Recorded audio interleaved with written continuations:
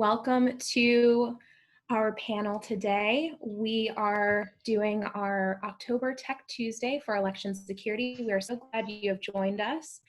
We're going to go ahead and get started. As you may have seen on the panel we had up, feel free to turn on your video. We love to see your faces and have you participate in our chat if you are comfortable doing so. As a reminder, we will be recording this session. So we're going to go ahead and get started with our panel. So as you all know, the 2020 election season is in full swing, and many have concerns about how voting will fare in a world seemingly swimming with disinformation and security concerns. What should a concerned citizen look out for when sifting through election information? So we're hoping to answer that question and many others today during our panel. So just as a couple housekeeping reminders as we go ahead and get started, if you are able to, please introduce yourself in the chat. We love to have this opportunity available for people to network and interact with one another, as well as our panelists. Feel free to add comments if you like, or ask questions. If you have a question that is going to be directed to a specific panelist, please feel free to direct it to them in the chat, and we'll try and get to those questions throughout our discussion, as well as at the end if we have time available. So you may have seen the first poll go up. We just wanted to get your wheels turning when it comes to disinformation online. And so that's just a nice way to kind of start thinking about that. And we'll get into what disinformation is, what misinformation is, and all of those other topics. So first I want to introduce the WCAPS team. My name is Jasmine Sturtiffen. I am the co-founder and co-director of the WCAPS West Coast chapter. WCAPS is Women of Color Advancing Peace and Security. Out here on the West Coast, we focus heavily on cybersecurity, disarmament, as well as climate change. And so Tech Tuesday is a part of that series that we like to focus on. Along with me, we have Raina Rogers, our content director, Nicole Pasco, our brand and outreach coordinator and director, and Jasmine Owens, our social media director. So to open this event, I'm going to go ahead and start with our land acknowledgement statement, which we plan to incorporate into all of our future events as a chapter. As many of you know, Indigenous Peoples Day was yesterday in the state of California, but it is only observed in 14 states and the District of Columbia, either in place of or in addition to Columbus Day. We're in a virtual format, so we know our attendees are joining us from many places around the country and the globe. Our leadership team is primarily based in Monterey, California, and so today we recognize the stolen land of the Rumsen tribe, one of the 8 groups of the Ohlone Costoan Esselen Nation, an indigenous people of California. Spanish colonizers, the state of California, and the United States government carried out genocide, ethnic cleansing, compulsory religious conversion and assimilation, and forced removal against the Ohlone as a way to acquire land. They broke promises, and despite centuries of colonial theft and violence, it is still Indigenous land. It will always be Indigenous land. In the eloquent words of the Native Governance Center, Indigenous people are not relics of the past. They are still here and continue to demonstrate talents and gifts amidst a backdrop of ongoing colonialism and oppression. Indigenous people are worth celebrating and must be recognized. Thank you. So now I'm going to introduce our panelists. First, we have Caitlin Gilbert. Caitlin is the co-director of the Biden Digital Coalition, a grassroots group of volunteers working to amplify Democratic messaging and candidates across social media platforms and create Get Out the Vote campaigns. Caitlin has guided the group to additionally focus on identifying and combating online disinformation and misinformation around elections and voting. Caitlin is also a neuroscience PhD student at Rockefeller University, where she studies speech acquisition in songbirds using her expertise in data science, evolution, and language development. Welcome, Caitlin. Next, we have Dr. Cheryl Cooper. Dr. Cheryl Cooper holds a doctorate in computer science and has 20 years of telecommunication and cybersecurity experience with Sprint and T-Mobile corporations. As an adjunct professor, she provides practical and academic instruction under the cybersecurity degree programs. Dr. Cooper is founder and president of Women in Security Mentors, an organization whose mission is to promote women and minorities in STEM careers through workshops, summits, and training. They engage, excite, and enlighten individuals to pursue careers in security through mentoring and support their continued advancement in the industry. She has spoken at events and conferences such as the Women in Telecom Conference following the September 11th attacks on the World Trade Center, sharing lessons learned. She spoke at the International Engineering Consortium Conference on the advantages and disadvantages of various types of wide area networks. Recently, she has been asked to speak about the security implications of COVID-19, as well as serve as a panelist on numerous cybersecurity, educational, and technology conferences. Welcome, Dr. Cooper. Jacqueline Waite is a marketing and public relations volunteer for BallotNav, a project of Code for America, where she assists with outreach and building partnerships with other organizations to inform as many people in the US about the tool as possible. Jackie is also a member and volunteer with WCAPS, as well as a co-chair for their newly formed Human Rights Working Group. Previously, she has worked in the arts, education, and nonprofit sector. Now, Jacqueline is a designer, self-studying UX and UI design with a focus on social justice in order to put their intersections in the limelight. Welcome, Jacqueline. Next, we have Roberta Braga. Roberta is Deputy Director for Programs and Outreach at the Atlantic Council's Adrian Arsh Latin America Center, where she implements the center's initiatives to influence policy and impact the public debate on a range of Latin America-related issues. Over the past 4 years, Roberta has led projects on Brazil, disinformation and misinformation in elections, trade integration, and energy in Latin America. In partnership with the Council's Digital Forensic Research Lab, Roberta has co-led the center's Alerta Venezuela and Election Watch Latin America projects, focused on exposing disinformation in and around Venezuela and around elections in Brazil, Mexico, and Colombia. She also launched the center's work on deepening US-Brazil trade and foreign direct investment. Roberta previously worked as a strategic communications analyst at the US Department of Homeland Security and at Promega Corporation, an international biotechnology firm headquartered in Madison, Wisconsin. Welcome, Roberta. And last but certainly not least, we have Professor Marshay Omasore. Marshay Bryant Omasore is an adventurous entrepreneur working diligently to build her company, Cyberbytes LLC.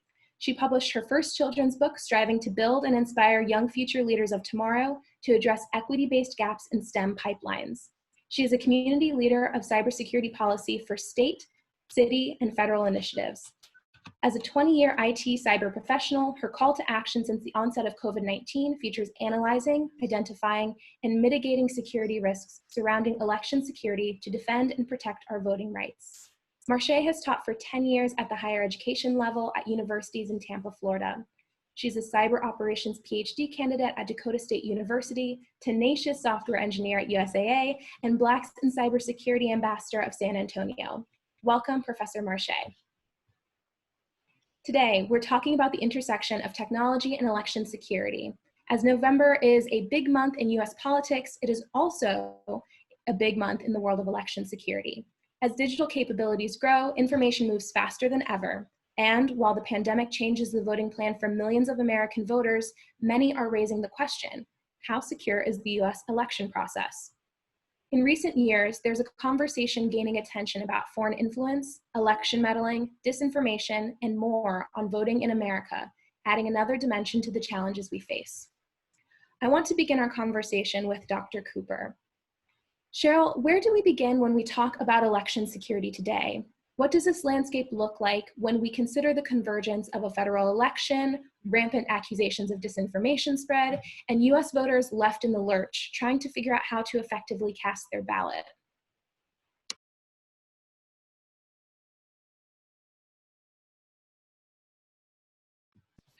Dr. Cooper, it looks like you're muted. Could you unmute yourself? Yes, thank you. And thank you, Jasmine, for the question. And you are so on point. And I think what we have to do first in this panel discussion is to level set with our attendees. You know, it's the first we need to understand what is misinformation and what is disinformation. And they are absolutely different. In this context, it's fact or fake. And when we say fake, it's meaning that the information is wrong. And wrong information can be misleading. So what separates those two words, fact from disinformation or misinformation? It is intent. Intent separates the two words. So with misinformation, the information is spread regardless if the individual intended to mislead or not. Whereas with misinformation, as I was saying, it doesn't make any difference. And that's something that we do every day. For example, if I told you I'm having a party today and please arrive at 7, but I meant 8, that's misinformation, regardless of intent.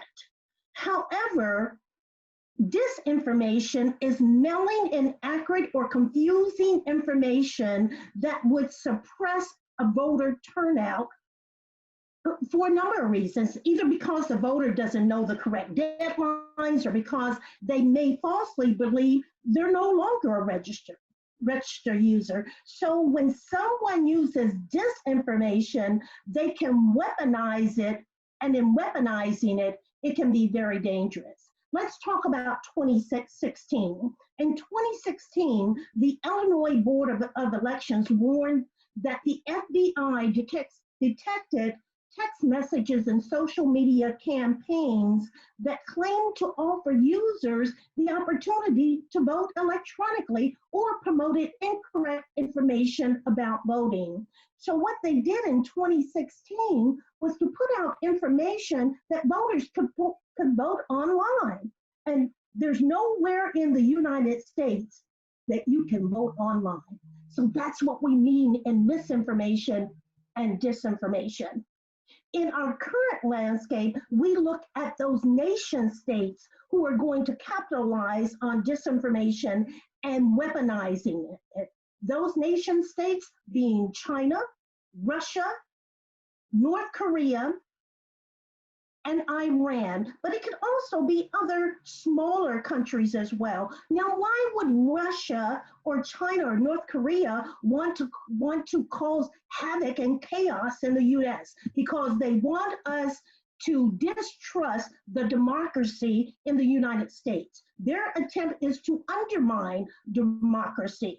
When we look at Russia, usually it's which candidate do they want in office, right? We know that Russia doesn't want the Democrats in the office. They want President Trump in the office. As in 2016, we saw with the Russians when they interrupted the election, it's because the Russians hated Hillary Clinton. And they've hated Hillary Clinton since 2011 when they thought that she interrupted and persuaded a protest that was happening in Russia. Of course, China doesn't want President Trump in office, right? Because they have that dissension between those two. So that's the most significant implication that we're seeing in the 2020 election today is with disinformation. When we look at the infrastructure, critical infrastructure, and from a T-Mobile perspective, we're not seeing any cyber attacks on the critical infrastructure, but of course we wouldn't. Let me give you an analogy.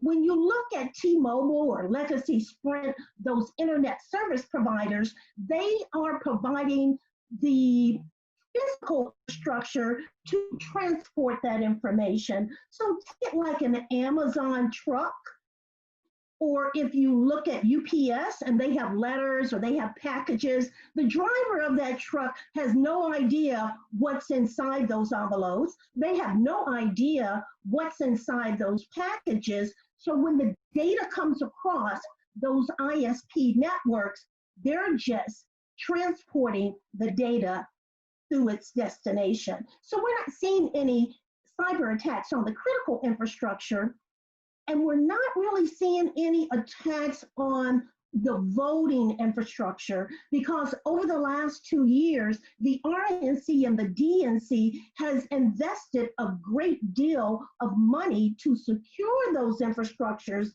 so that we don't see what happens in 2020 as we did in 2016 when they compromised Hillary Clinton's emails.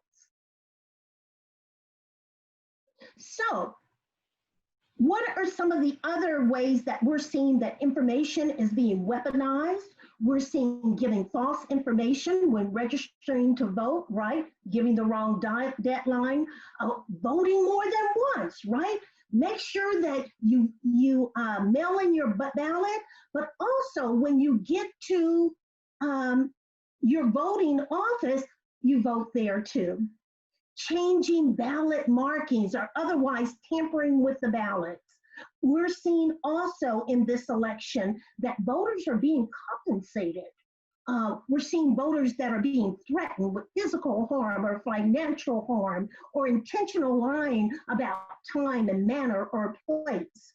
So what are some of the things that we can do as voters to protect ourselves?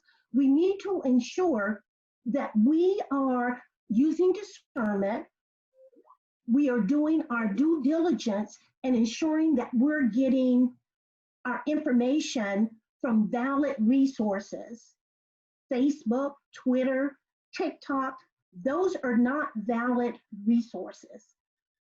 Also, what we are seeing in this election campaign, although we're not seeing the attacks on the physical infrastructure, we're seeing that disinformation. And one of the number one ways that they're delivering that information is, you've got it, it's through your email, it's through phishing campaigns. We've seen this year attempts to steal your identity by sending an email with voter information in it. Or we've seen an uptick in the number of ransomware attacks.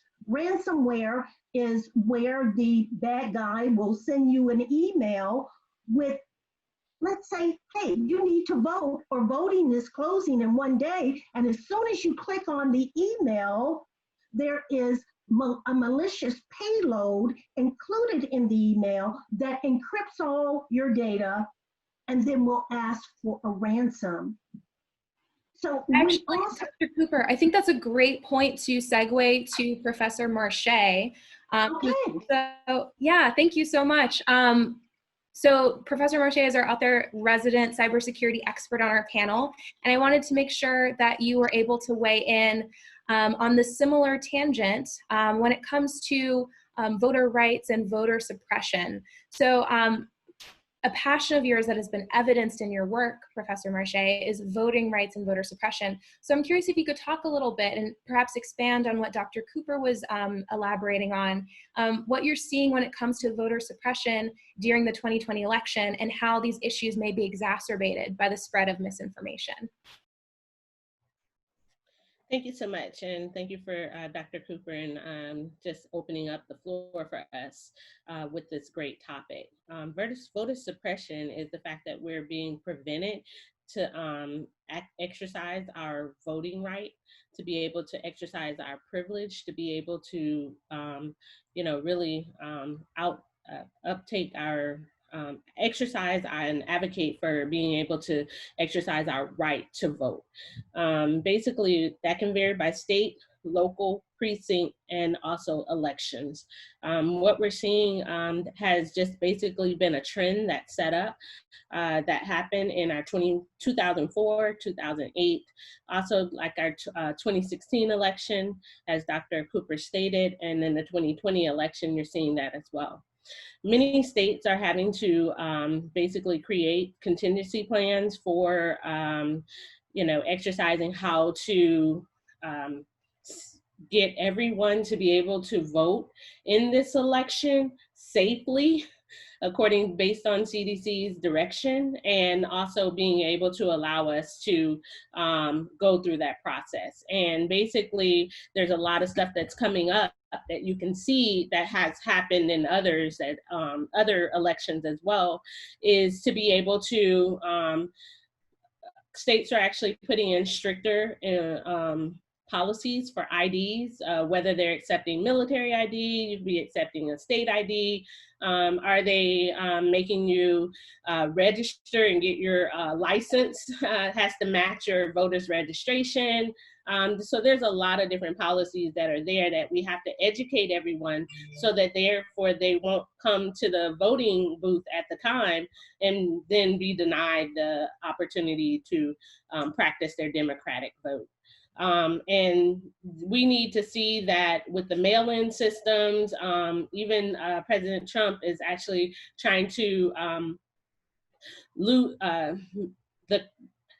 lessen the confidence for our people, their trust factor within the mail system. So we need to make sure that we understand that process is protected, that we need to make sure that we get our documents in place. We need to make sure that we're figuring out when we need to report to these early voting sessions.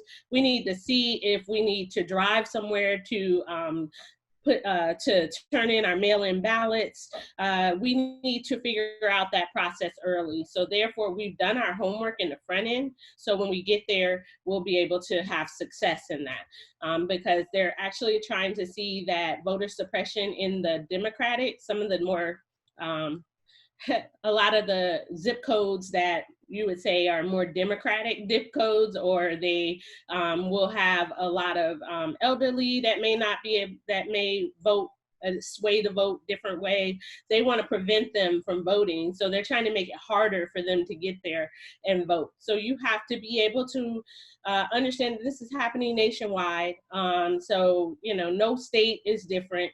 But it's our responsibility to go to the voting booths to get there some kind of way, whether we can put in our mail-in voting ballot if we qualify. So we need to know if we qualify. If we can't, then we need to make sure we're masking up and that we're, you know, getting our tools and our drinks and our beverages and whatever we need to be able to sustain that line to be able to practice our democratic vote. And you're seeing that within the systems. There are on the horizon, the cybersecurity imprint that we did have some Russian or someone who hasn't really been named to accept responsibility for the 2016 election when they did try to compromise the system. And it is to recognize that they did infiltrate Illinois. So we want to make sure that with this 2020, especially if we are moving to an electronic voting system at some point in the future, that we do need to make sure that we set down the groundwork to lay down the infrastructure that will be able to be upgrading the systems and just making sure that we're not vulnerable to attacks. So we're seeing a lot of that kind of stuff that's happening, but it's our responsibility to know that our ancestors before us have set the path for us to be able to vote, and that we just need to exercise that in any way possible.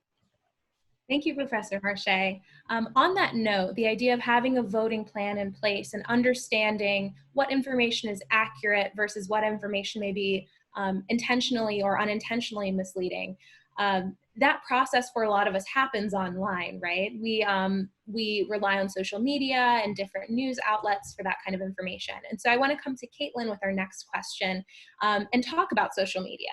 So Caitlin, much of your work centers on the spread of false and misleading information via online fora. So can you explain what that looks like to sift through all this information on a day-to-day basis and what folks might encounter pertaining to your work?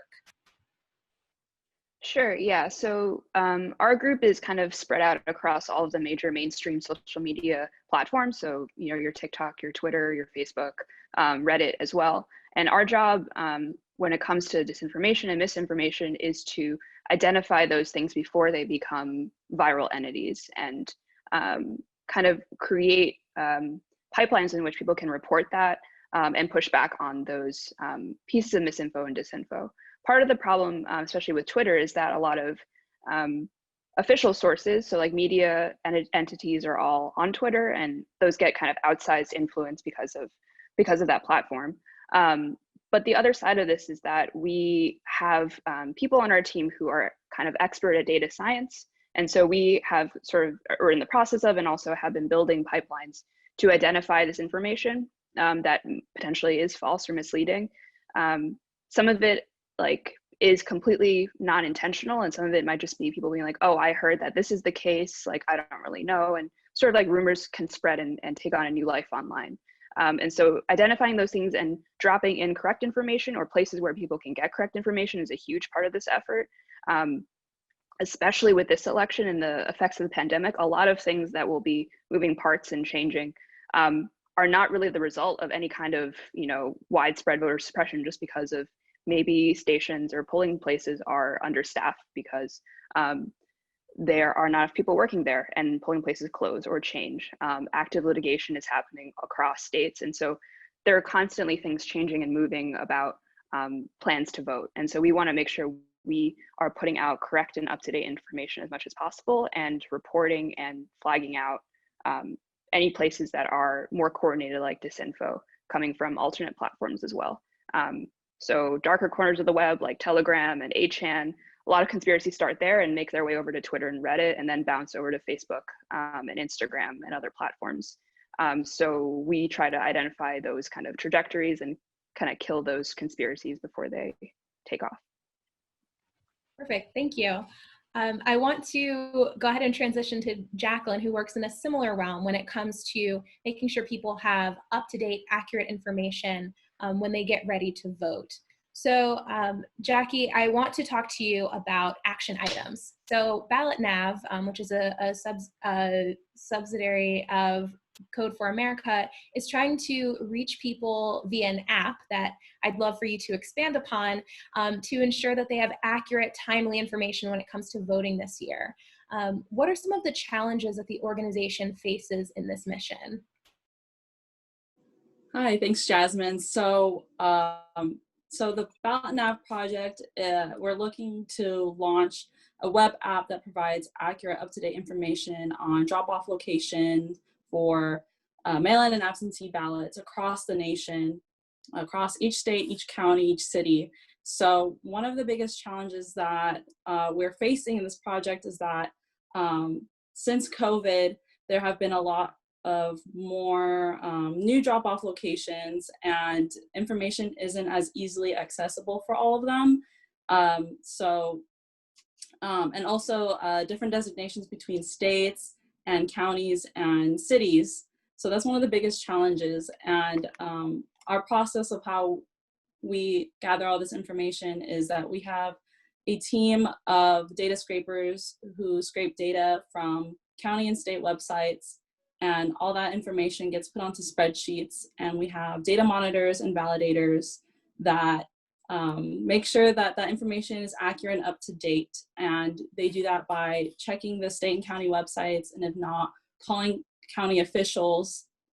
And we are thinking of implementing a buddy system as well, so that our data monitors can't update data unless their buddy has reviewed that information before updating the spreadsheet. Yes.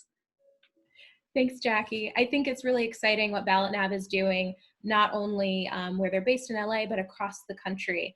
And I think it's very interesting to see that they have this robust system that they're trying to build to try and ensure accurate information. So we've taken you through a little bit of a tour of the US, and so I want to, Roberta's smiling because now we want to cross borders a little bit and leave the US, because obviously America is not the only country that has elections and faces challenges of election security. So Roberta, one of your areas of focus has been disinformation and its effects on election security in Latin America.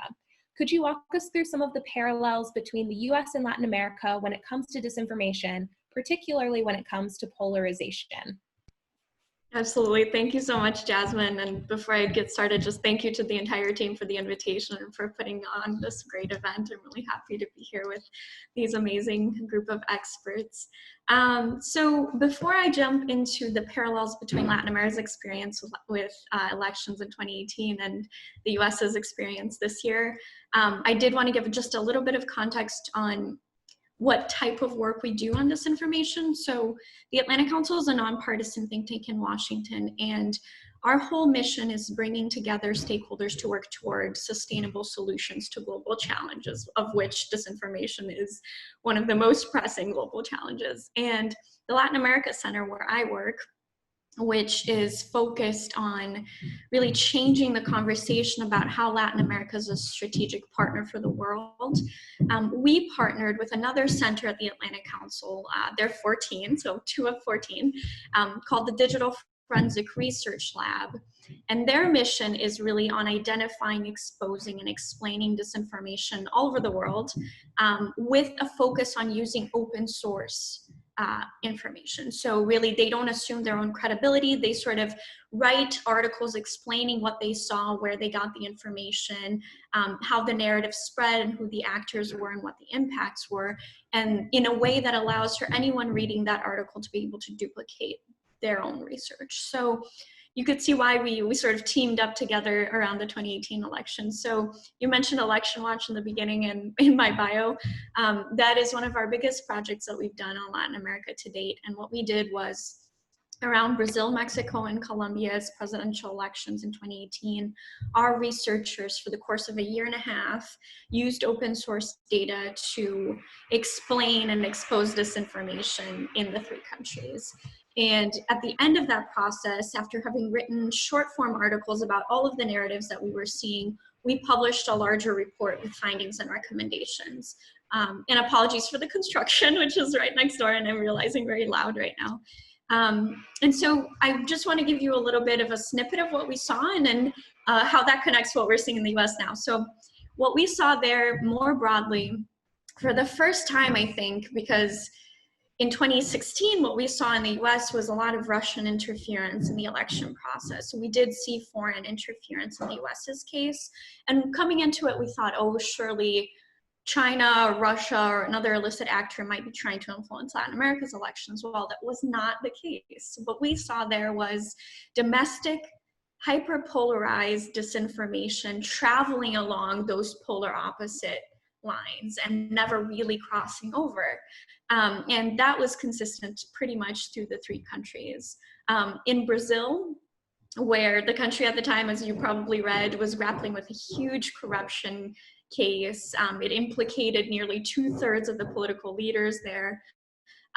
They really saw organic disinformation traveling like wildfire. And where we see the parallel there is that their political leaders, including some of the candidates for president at the time, Bolsonaro being one of them, were really behind sort of amplifying some of the claims that were false. In Mexico, we saw a lot of artificial amplification. We actually saw companies who were in charge of buying and selling likes on Facebook and Twitter. And that was, for the first time, we hadn't really seen that at scale anywhere else. We did see that in Mexico.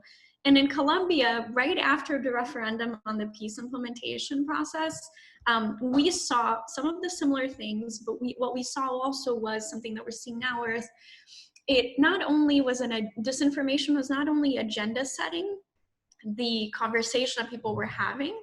Instead of talking about policy, they were talking about false stories. What we also saw that was similar was that in the media's attempt to combat disinformation, sometimes they're unintentionally amplifying it. So that is something that I think that as a group, we're still trying to figure out how to grapple with. And then I would say, I have a lot more to share, but I know I'm on time, but similarities between the US and Latin America is regarding narratives. We saw a lot of false narratives around election fraud or electoral fraud. In Brazil's case, for example, they use electronic voting machines, and they've used those for decades with no proven evidence of hacking or interference. And what we saw were some political candidates and their families and their influencers, especially at the beginning of the electoral process on election day, amplifying false videos showing illicit activity in the polls or showing voting machines being used for illicit activities. We really, we saw influencers amplifying the narrative of electoral fraud without proof. So I'll leave it at that. My last comment being that something that Latin America really grappled with, and that I think we're still sort of trying to get at, is there was a lot of blame going around at the time. Especially in Brazil, a lot of people were putting the blame on WhatsApp, which was a vector for disinformation, even if not the cause of it. Or they were putting blames on the technology companies, or they were putting blames on the political establishment. no one was really seeing disinformation for the holistic, global, multi-stakeholder problem that it is. And no one was really approaching the solution to disinformation in that way either. And so there were a lot of factions and independent actors just starting to get around sort of doing this. A lot of the media outlets, for example, opened teams of people just to do fact checking. And that pulled resources from coverage of the election. So we really saw people trying their best to approach it, but they were still perfecting the art of working together to do it. And I think now in this election, we're starting to see a lot of the parallels from Latin America's case. But hopefully now, and at least in the years to come, we've learned some lessons on how to work together a little bit better. And hopefully the US will borrow some of the lessons from these other countries in Latin America, but also in other regions, to help them approach this at this large scale. Thank you, Roberta. We do have a quick follow-up question for you, and then we're gonna come back to Caitlin with another question in the chat. So it looks like Ariel Fox asked, curious, what open source tools were used? And I assume this is about the research that you all have done in Latin America. Oh, wow. So this is a great question for our researchers, but I can tell you a few, and there are a lot of them, and they do, part of what we do is not just the research, it's capacity building for journalists and civil society. So that is definitely something that if people are interested in, we can connect with the DFR lab on. But the types of tools, so advanced searches on Facebook and Twitter, being able to see then on the back end when an account was created, how many times it tweets per minute, how many times it tweets per day. Was it a coincidence that a network was all of 600 accounts were all created on September 1st, 2018, right? They use methods for detecting bots, so behavioral activities of a bot account. They use some websites that are free for anyone to do reverse image searching, to do satellite image tracing. So there are things you can do, for example, on being able to detect location just based on a series of photos and using satellite imagery. They juxtapose all of those tools together to be able to tell a story. And so I can share some of the articles, or I'll share some of the articles with Jasmine, and maybe she can share it with the audience later. But in every single one of the articles that the DFR lab researchers writes, they share what types of tools they use. And so depending on, for example, BuzzSumo for Twitter analytics, CrowdTangle, BrandWatch, a lot of social listening tools. There are a lot of things out there. So if this is an area of interest for you, I definitely will make sure to share some of those research processes and tools. Thank you, Roberta.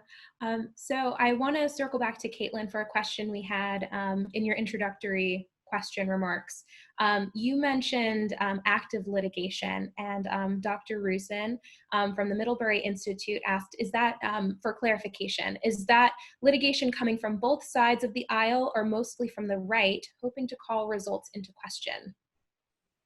Yeah, it's a great question. I think right now it's actually coming from both sides because of the specific situations in each state. So for example, Republican majority legislatures at the local level will, let's say, created a specific voting law within the last couple years or so. And because this election is so important, Democratic activists will kind of open that case up and try to challenge that. So in that case, right, the Democratic group is opening up that litigation to challenge the potentially restrictive voting law. But the flip side is also the case. I know the Trump campaign itself is sponsoring several lawsuits against different state, specifically swing state voting rules. So one I'm thinking of right now is in Pennsylvania. Actually, there are several ones in Pennsylvania right now to do with poll watchers, secrecy envelopes. So there are several different levels of this, unfortunately. But then some of it also is governors of states creating kind of like credos about like, this is what's going to happen. So if you're following what's happening in Texas, Governor Abbott put out a statement being like, no, we're going to have only one drop box per county. And Texas counties are very, very big. So that of course upset many, many people. And so that's been going back and forth, and it's kind of this appeal war that goes back and forth can drag out for a long time, which is part of the problem with the litigation, is that voters don't actually know what's really happening up until quite late in the process. So. Thank you, Caitlin. So I want to touch on a couple other of our planned topics here. I want to come back to Professor Marshay. So one of the things that we touched on early in this conversation was the idea of cyber attacks, especially from foreign influences. So to date, there have been no cyber attacks on the voting infrastructure in the United States from foreign entities that have been dived into and confirmed to have swayed a national election. Do you think that this is a reasonable concern going forward? And if so, how do you think that we might best address this from a cybersecurity standpoint? Oh, thank you for that question. That's a great question. I believe that anything that I guess from the beginning, there's always been some meddling of different presidents or countries that are trying to influence people's votes in one way or another. So that's been something that's already been done. And then now that we are moving towards a more electronic world, I think it's making it a lot easier for threat actors from other foreign threat actors, in addition to other thrill seekers that just like to figure out what they can break on the network. So you do have a lot of different things that just the elected system itself would just be like a honeypot. That would be something that they feel like they could, if they can infiltrate that, then they get like a gold star in a sense of a game, like gamification. And so, yes, I do think that's something on the horizon that, you know, anything that's actually like even the Pentagon is not susceptible to attacks. They do try to break and hack the Pentagon system. They do try to break the power infrastructure.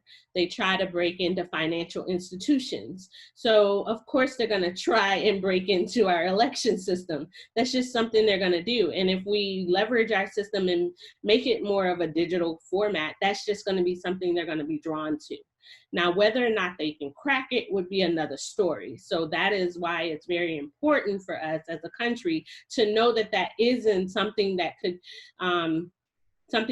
happen or threaten our national democratic voting right. So we do need to do everything we can to protect it. So therefore, don't look at it as if we are impenetrable.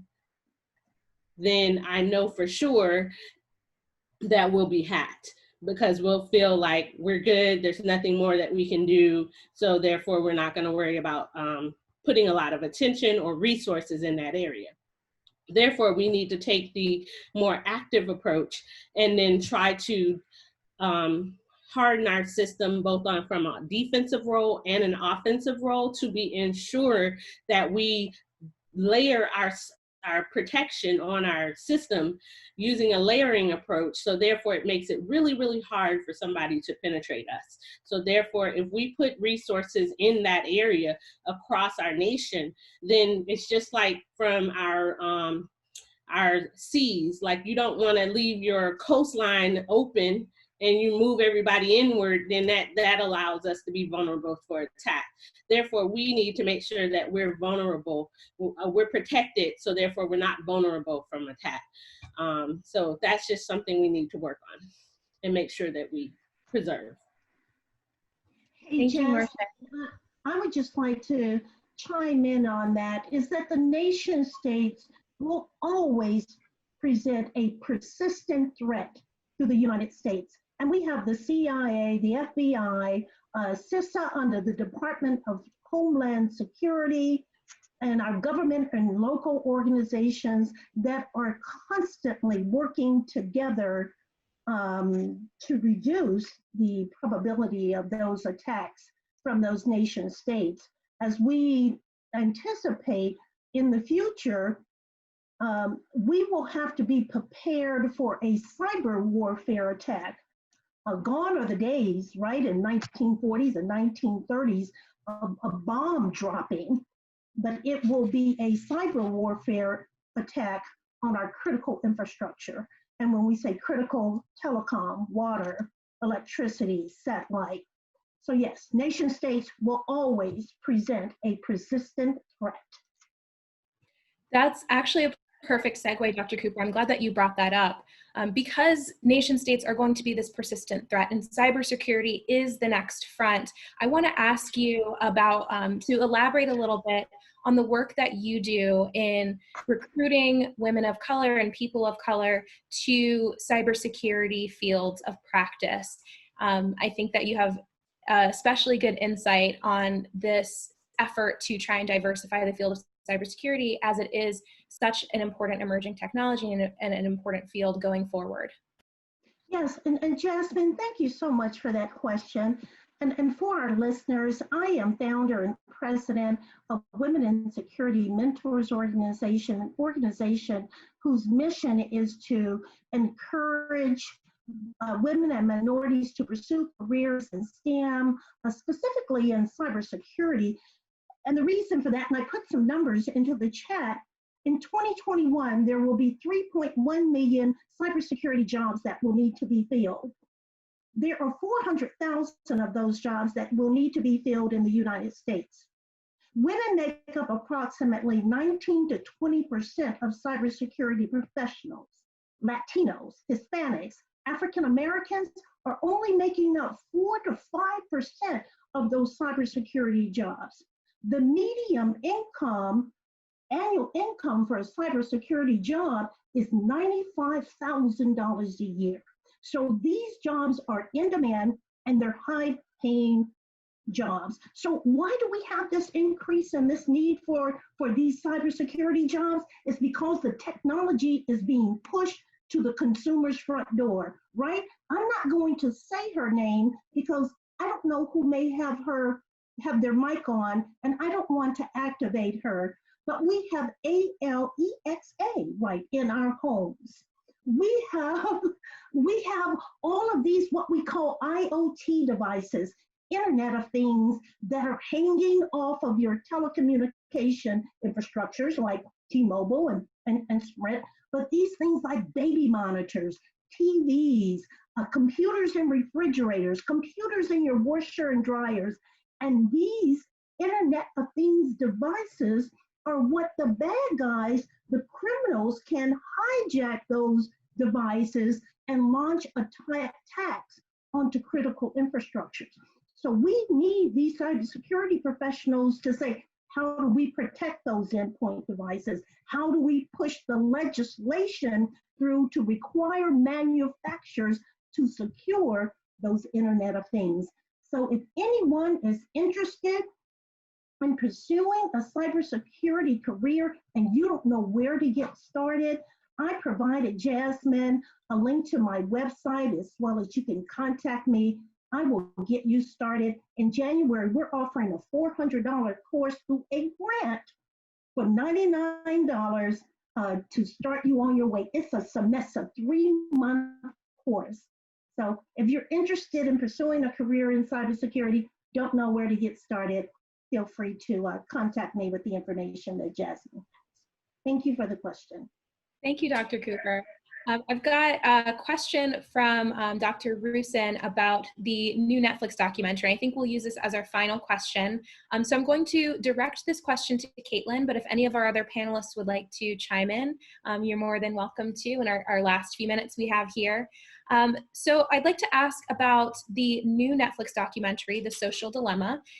You may have seen it, but essentially what it deals with is the manipulation of people by misinformation, especially on social media and the way that information is distributed online. So Caitlin, could you talk a little bit about why this is so important, why disinformation and misinformation can be so seductive to people and so attractive to spread and talk about? Sure, yeah. I actually haven't seen the documentary, mostly because I know that they did not really showcase any people of color in tech in the documentary. So I was kind of just like, I don't need to watch this documentary. But it's a very important point, right? The misinformation, seductiveness about, I think actually related to sort of what we were just talking about, the Election Integrity Partnership has done a lot of research into this, looking at how recent voting disinformation campaigns, specifically around ballot dumping, for example, has taken on whole new life on social media. People taking pictures of essentially like just discarded mail that was completely okay to be thrown out and treating that as evidence of widespread voter fraud with mail-in ballots. A lot of that spread was completely domestic and or people pontificating or thinking or speculating about foreign disinfo, but the actual spread of that via foreign actors was very minimal. So I think part of this is people on social media. It's very easy to be kind of reactive and emotional because of the way the platforms are designed. And it's kind of on all of us to be, just taking a beat and to not amplifying things we can't verify. Even if it's something, we're reacting to or not sure about.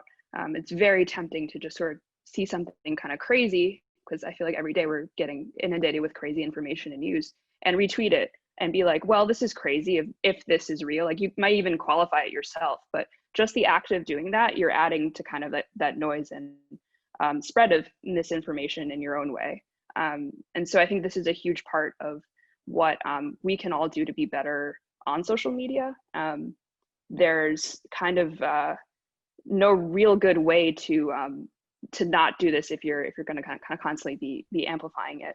And on the darker side, I think the conspiracy stuff, a lot of people that have been deplatformed from these mainstream kind of social media networks and are now in places like Telegram, Parler, 8chan, whatever it is, you're giving them a voice by maybe sharing their logo or sharing something they might have said. So I think that's like a huge part of how we can kind of deal with misinformation in our own lives.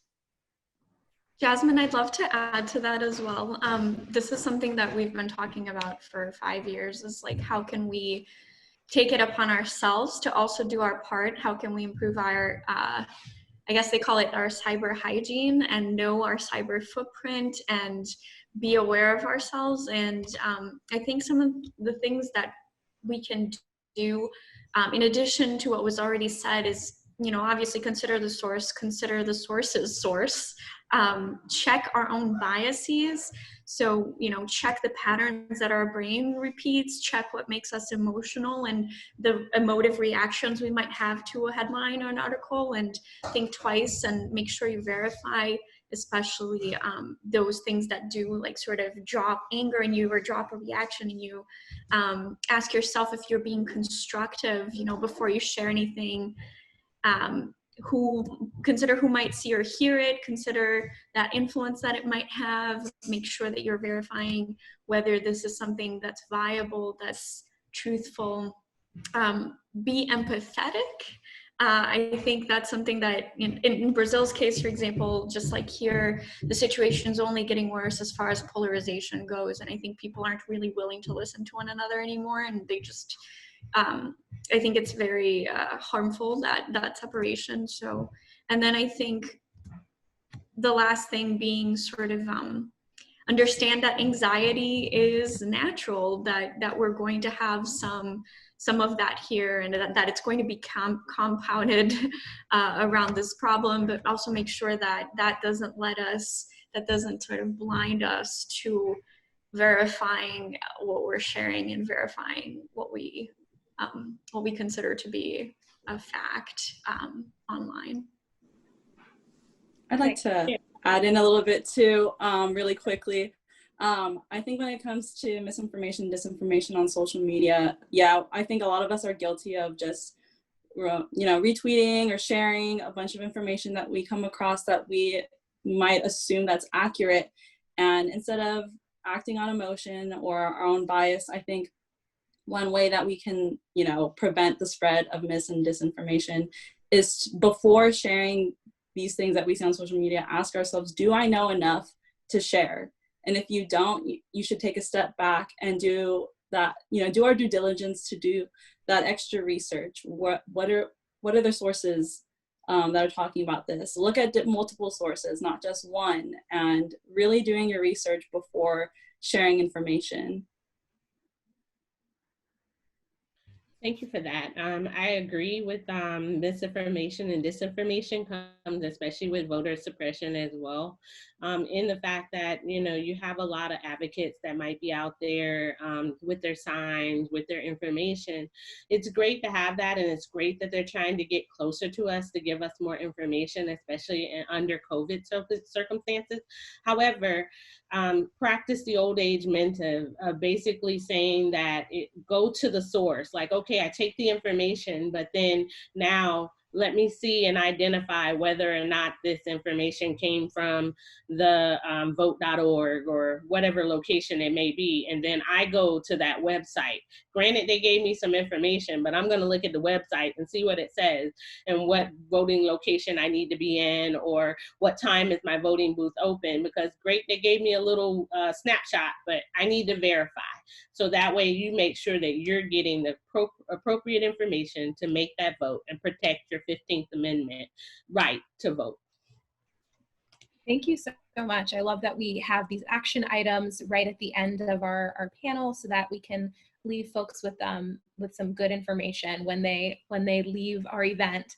So what I'd like— Jasmine, just one thing. And go ahead, Dr. Cooper. Action item. See something, say something, right, guys? So if you're seeing voter suppression or voter intimidation, go to the FBI website and file a complaint. Thank you so much. I really appreciate all the information that our panelists have given us today. I know that we are right at time, so I understand if we're cutting into time. We're so grateful that you have chosen to spend your time with us this afternoon. I'd like to go ahead and give each of our panelists a quick 30 seconds to plug what they're doing, plug how people can get in touch with you, and perhaps a couple of websites or resources that they'd like to share very briefly with our audience. I'm going to go ahead and start with Dr. Cooper and circle around the group. Okay, guys, I've got the Women in Security Mentors website. We have a training session coming up in January. If you're interested, go to my website. It's WINS, W-I-N-S, mentors.org. If you'd just like to reach out to me, contact me through my T-Mobile, cheryl.cooper@t-mobile.com. Thank you so much. Professor Marshay, to share. Yes, thank you for that. Basically, I've written a children's book for leadership for children to help them understand that they can elevate themselves and fall into STEM careers and set that pipeline early to address our equity gaps. You can find me on my LinkedIn at Marshay-Bryant-Omasore. You can look me up. And then I also put in the chat cyberseat.org. That is a site that if you are looking and thinking about a cybersecurity position, a career, that information will show you how to navigate that and read which one you might want to go to. So give you more information. Thank you so much. Thank you. Caitlin, would you like to share? Sure, yeah. I'm on Twitter, Caitlin S. Gilbert, if anyone wants to follow me in my random rants about QAnon or anything like that. But I dropping in the chat just some links that I find really helpful. So iwillvote.com is our kind of #1 resource for getting up-to-date information. There's a hotline there that is, I work all the time and is regularly staffed, so they have great information there as well. 866ourvote.org is also amazing especially for election protection. So anytime there are issues related to voter intimidation, just questions about security around polling, that's a place to call. And then some of the places I reference that are doing research on this all the time, ProPublica, Election Land, Election Integrity Partnership, Brennan Center, they all have incredible resources for disinfo, misinfo, voting updates, and Democracy Docket too, I forgot to add, is active litigation go-to source. So yeah. Perfect, thank you. Jackie? Yes, I encourage everyone to please do your research before voting. You can go to either of these websites. Cal Matters has some information on the propositions in California. It's really easy to understand and comprehend. I really recommend looking at that, I just looked at it yesterday. It's great. You can go to ACLU. They've got information on voting rights. Check that out. If you're interested in learning about the BallotNav project, you can go to ballotnav.org. If you'd like to join Code for America, they have brigades across the nation. You can go to codeforamerica.org, and you can find me on LinkedIn and Twitter. Perfect. And last but certainly not least, Roberta, what would you like to share with our audience today? Sure, thank you, Jasmine. So I encourage everyone, if you're interested, if you're a young professional and you're interested in getting into the field of countering disinformation, or if you just like to spend hours and hours surfing through the internet, and you're naturally inclined to do that type of research, check out our internships, both at the Latin America Center, but also at the DFR Lab. I would also encourage you guys just to check them out on Twitter. They have a Medium page where they publish their articles also on other regions of the world, and they do have a really big effort, a consortium actually, on the 2020 US elections. So definitely check that out, and I'll paste the links as well into the chat. Perfect, thank you. So I'm going to finish up our program today by plugging our next WCAPS event, as well as our next West Coast event.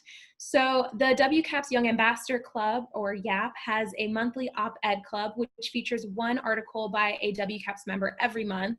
This month, YAP has chosen the article Trump and His Uyghur Policy by Warda Khalid and Anne-Marie Slaughter. YAP op-ed club is the third Thursday of every month. You can join them this month on October 20th from 12:30 to 1:30 p.m. Eastern Standard Time. Our next event here on the West Coast is going to be Tech Tuesday for November, so make sure you mark your calendar for November 10th. We'll be in a brave new post-election world, so I'm sure there will be much for us to discuss. Thank you to all of our panelists. We really appreciate your time joining us and sharing all of your insights today. Thank you for our attendees. I really appreciate all of the chat and interaction that we've had today, all of the sharing of good, accurate, and very diverse sources of information. Thank you to our WCAPS members, our donors, our allies and advocates who do the important work of spreading the word about WCAPS. We ask our panelists to stay on the call for a quick debrief, and we wish the rest of you a great rest of your day. Take care, and we'll see you next time. Thank you.